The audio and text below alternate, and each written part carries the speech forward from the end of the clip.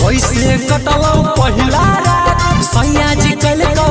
का साथ कैसे बताइए छोरा तोरा बात गजबे की कोई को शुरुआत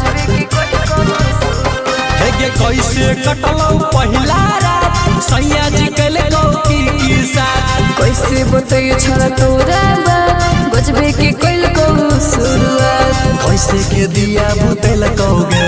काका पिया खियल कहोगे साफ साफ बोल जवन यादो हो धयान रे जो समय हो सको दिलियो ना दान में अच्छा मरल हो दर्द उठा हो सामान में जो समय हो सको दिलियो ना दान में मरल हो दर्द उठा हो सामान में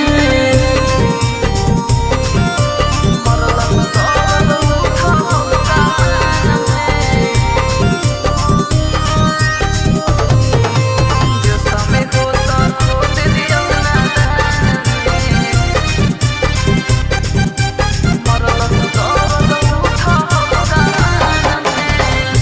कौने उम्र में लेबे लगली सज के मजा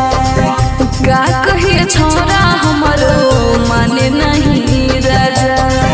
माने नहीं राजा हे गे कौने उम्र में लेबे लगली सज के मजा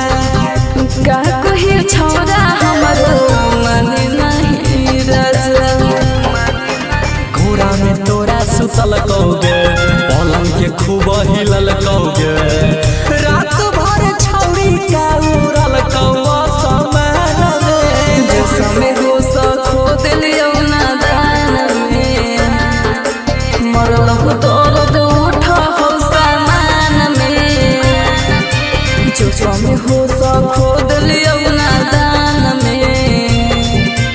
मरल हो दर्द उठा हो सामान में मरल हो दर्द उठा हो सामान में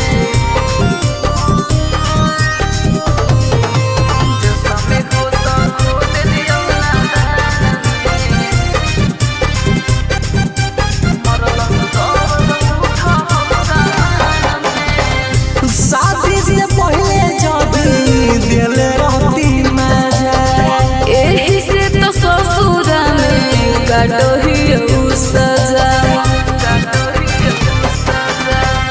शादी से पहले जदी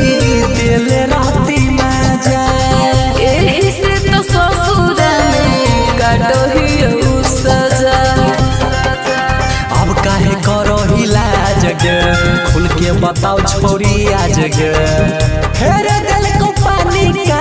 तोरा यार मन में जो समय हो सको दिलियो ना दान में मरल हो